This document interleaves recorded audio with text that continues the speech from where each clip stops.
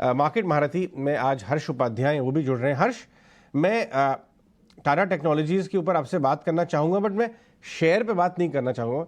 मैं टाटाज़ का जो एक लेगेसी है कि वो वैल्यू छोड़ते हैं टेबल पे, वो हाई ग्रोथ एरियाज़ में काम करते हैं। टाटा टेक्नोलॉजी एक ऐसी कंपनी है, मैं आपसे ये व्यू लेना चाहूँगा कि बड़े कंग्लोमरेट्स को, छोटे कंपनीज को भी आईपीओ प्राइस करते वक्त इस बात का ध्यान रखना चाहिए कि थोड़ी वैल्यू छोड़िए, अच्छी टेलविंड वाला स्पेस हो, पब्लिक का भी पैसा बनता है, आपकी गुडविल भी बनती है। क्योंकि इधर हम 3-4 बार देखें, चाहे इरेडा हो, चाहे कुछ और स्मॉल फाइनेंस, जहाँ जहाँ आईपीओ रीजनेबली प्राइस हुए, पब्लिक का पैसा भी बना और गुडविल भी बनी मैनेजमेंट की। बिल्कुल।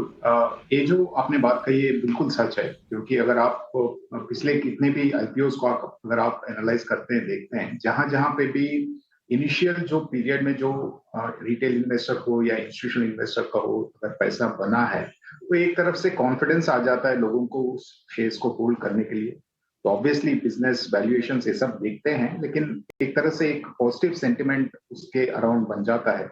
और उस हिसाब से अगर देखेंगे तो अगर कोई शॉर्ट टर्म ग्लिप आता है बिजनेस में या मार्केट्स में, तो भी एक कॉन्फिडेंस रहता है उस स्टॉक में बने रहने के लिए। तो एक बड़ा एक सपोर्ट रहता है उस स्टॉक के लिए। अगर आप पिछले कितने सारे आईपीओ हैं जहां पे भी वैल्यूएशन महंगे थे और स्टार्टिंग में जो लोगों का पैसा नहीं बना है, तो वहां पे बहुत टाइम लगता है लोगों को फिर वापस कॉन्फिडेंस आने में। तो यही एक डिफरेंस है। आई थिंक जिस कंपनीज इस बात को जानते हैं और जो थोड़ा बहुत जैसे आपने बताया टेबल पे छोड़ते हैं पैसा, तो उनके लिए एक अच्छा सा लिस्टिंग होता है और वो जो पॉजिटिव सेंटिमेंट है वो बरकरार रहता है। टेक्नोलॉजीज 1400 रुपये पे 77 टाइम्स 1 ईयर फॉरवर्ड ट्रेड कर रहा है, और ये केपीआईटी, टाटा एलेक्सी, इन सब से हायर चला गया है।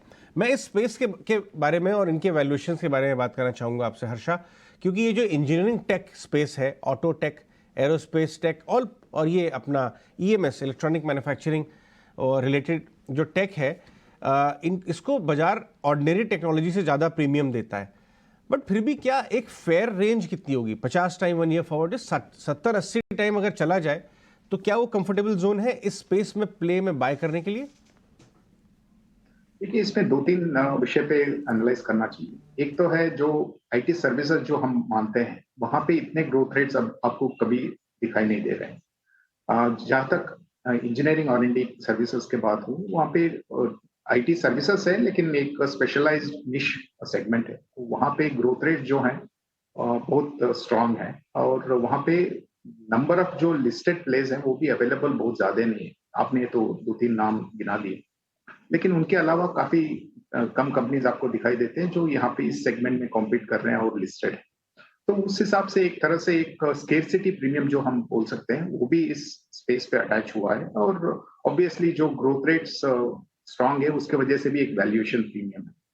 तो हमको ये तो जरूर ध्यान में रखना चाहिए कि वैल्यूएशंस कहीं ना कहीं जाके एक बार रुकते हैं, और वहां पे अगर ग्रोथ रेट्स पे कोई रोड ब्लॉक आता है, तो high growth high multiple stocks में जो होता है जहां पे डाउनसाइड वोलेटिलिटी ज्यादा हो सकता है उस स्थिति में, वो तो यहाँ पे भी दिखाई दे सकता है। लेकिन आज के दिन में जो है, यहाँ पे ग्रोथ रेट्स और स्केर्सिटी प्रीमियम को लेते हुए एक अच्छा खासा वैल्यूएशन प्रीमियम बन चुका है। तो उस हिसाब से ये सभी स्टॉक्स जो पहले लिस्टेड थे और अभी जो लिस्ट हो रहे हैं, सभी में वो दिखाई दे। ठीक है। हर्ष जी, हम देख रहे हैं कि आईपीओ में ना डबल धमाका है। मतलब टाटा टेक ने तो पैसे ऑलमोस्ट 3 गुने के आसपास कर दिए हैं, लेकिन गांधार ऑयल, जिसके बारे में उतनी ज़्यादा चर्चा नहीं थी, हालांकि कंपनी बहुत बेहतरीन है, अभी हम अजय के साथ चर्चा कर भी रहे थे, ऑलमोस्ट डबल इसमें हो गए हैं। 90% एक बेहतरीन लिस्टिंग के बाद भी ये शेयर चला है, और अब ये 90% ऊपर ट्रेड कर रहा है अपने इशू प्राइस के। तो एक बेहतरीन तेजी गांधार ऑयल में भी, जिस सेगमेंट में कैटर करती है, बहुत ही आकर्षक है वो, पर्सनल केयर, हेल्थ केयर वाला। आपने क्या इसको रेकमेंड किया था, किसी ने अगर आपसे राय पूछी थी तो? और अब क्या सलाह बनेगी आपकी, होल्ड करें या फिर चूंकि मुनाफा अच्छा खासा हो रहा है उसको बांध ले फिलहाल के लिए? देखिए, हम स्टॉक्स पे कोई रिकमेंडेशन नहीं देते हैं या कोई सलाह नहीं देते हैं, लेकिन जरूर है कि हम कोई भी जो आईपीओ आता है मार्केट में, उसको एनालाइज करके लॉन्ग टर्म पर्सपेक्टिव से फंड में पोजीशन बनाना चाहिए नहीं चाहिए वो देखते हैं। और कई बार ऐसा भी होता है कि फंड में लिक्विडिटी भी होना चाहिए आपको एक नए आईपीओ में इन्वेस्ट करने के लिए। बहुत सारे अलग चीज होते हैं, मैंडेट क्या है, कितना अलोकेशन उस सेक्टर में या उस मार्केट कैपिटलाइजेशन सेगमेंट में हो सकता है, बहुत सारे चीज। तो उस हिसाब से हम एनालाइज करते हैं, वो एक अलग बात हो गई। लेकिन जरूर रिटेल इन्वेस्टर्स को मैं सिर्फ इतना बोलना चाहूंगा कि जो पहले कुछ दिन का जो मूवमेंट रहता है वो जरूरी नहीं कि वो आपके मीडियम टर्म में भी वो एक्स्ट्रापोलेट करके आपको उतने ही मुनाफा बने या वैसे ही चलते रहे, वो तो पॉसिबल भी नहीं। तो उस हिसाब के आपको देखना है कि आप क्या शॉर्ट टर्म इन्वेस्टर हैं या मीडियम टर्म इन्वेस्टर है या लॉन्ग टर्म इन्वेस्टर है, और किस लेवल पे आपको वैल्यूएशन महंगा लगता है, तो उस हिसाब से आपको कॉल लेना चाहिए। लेकिन स्पेसिफिक कोई स्टॉक के ऊपर मैं सलाह दे नहीं पाऊंगा।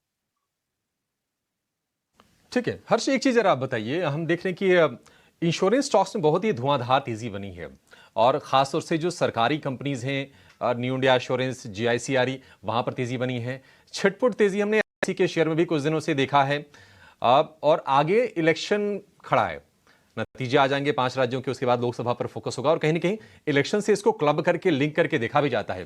तो ये स्पेस आपको किस तरह का लग रहा है आगे? देखिए, एक तो एक अच्छी स्पेस है, क्योंकि अगर आप लॉन्ग टर्म ग्रोथ देखते हैं, इंडिया में पेनिट्रेशन जो इंश्योरेंस प्रोडक्ट्स का है वो बहुत ही कम है। और अगर आप देखते हैं कि मार्च महीने के बाद एक तरफ से थोड़ा बहुत नरम था यहाँ पे ग्रोथ रेट्स, वो भी अभी पिकअप हो रहा है। और अगर आप इंस्टीट्यूशनल ओनरशिप की बात करें तो शायद एनबीएफसीज में और बैंकिंग सेगमेंट में ज्यादातर निवेश किए हैं इंस्टीट्यूशनल इन्वेस्टर्स ने, लेकिन इंश्योरेंस सेगमेंट में इतना सारा निवेश नहीं किए। तो वो भी एक रीजन है। अगर आप देखते हैं तो जहाँ पे अंडर ओनरशिप होता है और जहाँ पे ग्रोथ रेट्स इंप्रूव होते हैं, तो जरूर एक तरह का पॉजिटिव सेंटिमेंट बन जाता है। तो हमारे हिसाब से इंश्योरेंस अगर आप मीडियम टू लॉन्ग टर्म देखते हैं तो एक अच्छी स्पेस है, और वैल्यूएशंस भी ठीक ठाक है इस स्पेस में, और पैसा बन सकता है। ठीक है, वैल्यूएशन भी ठीक ठाक है। इंश्योरेंस की बात कर रहे हैं तो ऑटो की बात कर लेते हैं, क्योंकि ऑटो में भी हम देख रहे हैं कि अच्छी रौनक है, और जो फेस्टिव सेल्स के जो आंकड़े आए वो भी सपोर्ट कर रहे हैं। नए लॉन्चेस लगातार हो रहे हैं। लेकिन अब इतने ज़्यादा तेज़ी के बाद, खासतौर से टू व्हीलर में, क्या आपको लगता है कि वैल्यूएशंस थोड़े से शूटअप कर गए हैं, या फिर कंफर्ट अभी भी है? अब किस तरह से ये बिहेव करेगा आगे चल के?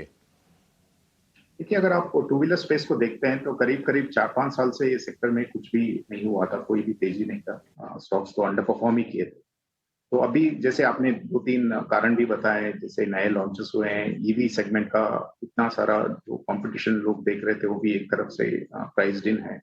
ग्रॉस मार्जिन्स इंप्रूव होने का भी उम्मीद है। तो ये सब देखते हुए लगता है कि इस स्पेस में जो अर्निंग्स ग्रोथ आएगा वो फाइनेंशियल ईयर 24 और 25 में पहले 2-3 साल जो दिखाई दिया था उससे भी बेहतर रही। तो हमें ये लगता है कि जरूर थोड़े बहुत वैल्यूएशन यहाँ पे महंगे हुए हैं, तो लेकिन अगर आप medium to long term investor है तो यहाँ पे अभी भी बने रहना चाहिए, क्योंकि ग्रोथ रेट्स एक तरफ से एक मंदी का जो दौर था 4-5 साल का, वहां से ग्रोथ रेट्स इंप्रूव हो रहे हैं। तो जरूर ये साइकिल अभी भी इनिशियल स्टेजेस में है अपने हिसाब से, और यहाँ पे और ग्रोथ रेट्स दिखाई देने का उम्मीद।